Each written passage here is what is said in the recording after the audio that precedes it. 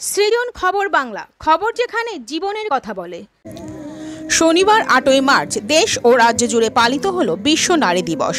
রাজ্যের মুখ্যমন্ত্রী মাননীয় মমতা বন্দ্যোপাধ্যায় 2011 সালে ক্ষমতায় আসার পর থেকে সবচেয়ে বেশি জোর দিয়েছেন নারী শিক্ষা ও নারীদের স্বনির্ভর করার ওপর। আর সেই পথে তৃণমূলের বিভিন্ন শাখা সংগঠনের নেতৃত্বরাও জেলায় জেলায় নারীদের আরও বেশি করে সমাজের বিভিন্ন কাজে এগিয়ে যাওয়ার জন্য উৎসাহ দিচ্ছেন। এবারে বিশ্ব নারী দিবসে নবগ্রাম তৃণমূল মহিলা কংগ্রেস পালন করল বসন্ত উৎসব। শনিবার বিকেলে নবগ্রামের বিবেকানন্দ পার্কে আয়োজিত এই বসন্ত উৎসবের সূচনা করলেন সাংসদ কল্যাণ বন্দ্যোপাধ্যায়।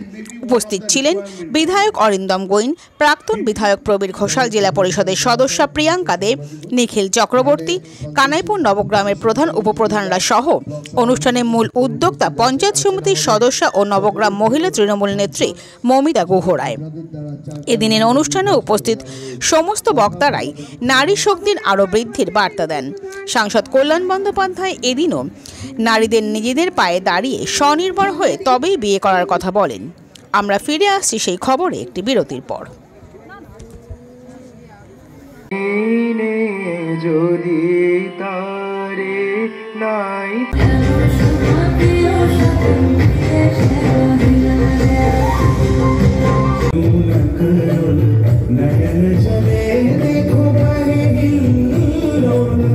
নবগ্রাম ইন্ডেন পরিবার ভাবে আপনাদের, রান্নাঘর আপনার, দায়িত্ব আমাদের। Pouranagar mother international school affiliated to Central Board of Secondary Education, New Delhi. Admission going on. ওম জুয়েলার্সে সোনার পরশে পাবে আপনার সৌন্দর্য অনন্য রূপ। কোন্নগরের ওম জুয়েলার্স। সে কি আমার কুড়ির কানে কবে কথা গানে গানে পরাণ তাহার নেবে কিলে এই নব ফাল্গুনের দিনে জানিনে যদি তারে নাই চিনি গো সে কি।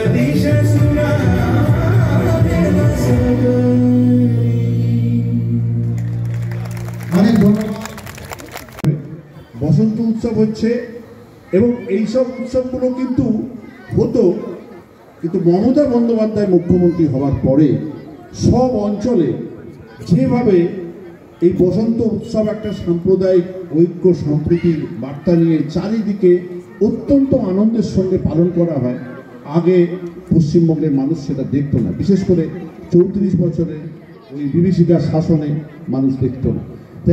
আমার মনে হয় এই নারীদের যদি কেউ সম্মান দিয়ে থাকে, নারীদের যদি অগ্রাধিকার দিয়ে থাকে, তার নাম মমতা বন্দ্যোপাধ্যায়, আমাদের বাংলার মুখ্যমন্ত্রী, মাননীয় মুখ্যমন্ত্রী। কারণ এটা খুব বাস্তব যে মহিলাদের স্বনির্ভর করার জন্য আমরা দেখেছি যে উনি যেভাবে আমাদের গোষ্ঠীগুলোকে আরও অ্যাক্টিভ করেছেন, গোষ্ঠীর সংখ্যা বাড়িয়েছেন, তাদের লোন দেওয়ার ব্যবস্থা করেছেন। কারণ উদ্দেশ্য একটাই, যে মহিলারা যাতে স্বনির্ভর হয়ে হতে পারে, মহিলাদের যাতে তারা একজন পুরুষের সমান হতে পারে, তারা একইভাবে তারা পুরুষদের মতো তাদের সংসারকে এগিয়ে নিয়ে যেতে পারে, তার জন্য কিন্তু এই আমাদের মুখ্যমন্ত্রী মমতা বন্দ্যোপাধ্যায় কিন্তু এই সহযোগিতার হাত বাড়িয়ে দিয়েছে। শুধু এটাই নয়, আজকে ছাত্রীদের জন্য তিনি বিভিন্ন ধরনের স্কিম নিয়ে এসছেন, প্রকল্প নিয়ে এসছেন, যেখানে আমরা দেখেছি যে মেয়েরা আজকে উপকৃত। কন্যাশ্রীর মতো প্রকল্প পেয়েছে, রূপশ্রীর মতো প্রকল্প পাচ্ছে। কন্যাশ্রী K1, K2, K3, যেখানে উচ্চশিক্ষায় শিক্ষিত হওয়ার জন্য একটা মেয়ে তার আর্থিক সহযোগিতা পায়, সেটা মমতা বন্দ্যোপাধ্যায় আছে বলে এটা সম্ভব। আজকে একজন বাবাকে চিন্তা করতে হয় না তার মেয়ের বিয়ের জন্য, কারোর কাছে হাত পাততে হয় না, এই সরকার আছে বলে 25,000 টাকা দেয়। কাজেই মহিলাদের কথা শুধু মুখে বললে হবে না, শুধু বেটি পড়াও বেটি বাঁচাও বললে হবে না, মেয়েদের জন্য প্রকৃত কাজ করতে হবে, আর যেটা করেন আমার নেত্রী মমতা বন্দ্যোপাধ্যায়। কিন্তু আমি একটি কথা সব জায়গায় বলছি, সেটা আজকের দিনটা মনে হয় অত্যন্ত ভালো দিন বলাটার জন্য। এই যে উমেন্স এম্পাওয়ারমেন্ট নিয়ে আমরা কথা বলি, সেটা কি উমেন্স এম্পাওয়ারমেন্ট, তার ক্রিস্টালটা কি? আমি অনেককে জিজ্ঞেস করেছি ওমেন এম্পাওয়ারমেন্ট বলতে কি বোঝেন বলুন তো। অনেক মহিলা তাদের মধ্যে থেকে সব শুনে টুনে যেটুকু বেরিয়ে এসছে সেটা হচ্ছে equal right. As equal right তো ওভাবে চাওয়া যায় না, পাওয়া যায় না, চাওয়া যায় পাওয়া যায় না।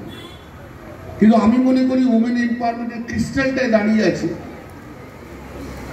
ওমেন ফাইন্যান্সিয়াল ইন্ডিপেন্ডেন্স এবং ইকোনমিক ইন্ডিপেন্ডেন্সের উপর।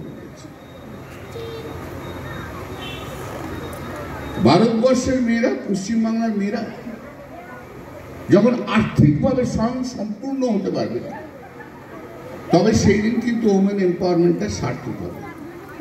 এবং সেইটা করার জন্য কি দরকার আছে,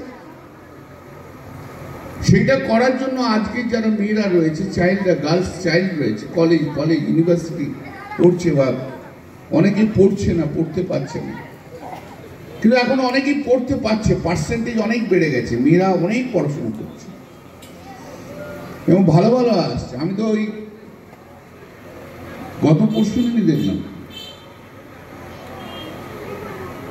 আমাদের এই ডিসি যাদবপুর এসছে একজন মহিলা, বাচ্চা মেয়ে। তার বললাম যে তাকে যে এই যে ভিড় ভাড়টা যাদবপুরে রয়েছে, তোমার অসুবিধা হয় না? বলে না স্যার, কি বলছেন, দুবার হাত তারা হাত শুশুর করছে একবারে, দেখে ভালো লাগে খুব। মহিলাদের পড়াশুনো করতে হবে, পড়ে নিজের পায়ে দাঁড়াতে হবে, এর কোনো সাবস্টিটিউট নেই, এর কোনো জায়গা নেই। এবং পার্লামেন্টের মধ্যে দাঁড়িয়ে আমি যে একটা কথা বলেছি যে marriage is not compulsory in life, marriage may be one of the requirement of life, কিন্তু independence is a compulsory in life। তাই প্রতিটি মেয়েকে নিজের পায়ে দাঁড়াতে হবে, রোজগার করতে হবে, সেটাই হচ্ছে কম্পালসারি। সেই দিকে টার্গেট রেখে কিন্তু আমাদের এগোতে হবে। সেইটা হলেই কিন্তু মেয়েদের এম্পাওয়ারমেন্ট, মহিলাদের এম্পাওয়ারমেন্টটা সার্থকতায় রূপান্তরিত হবে।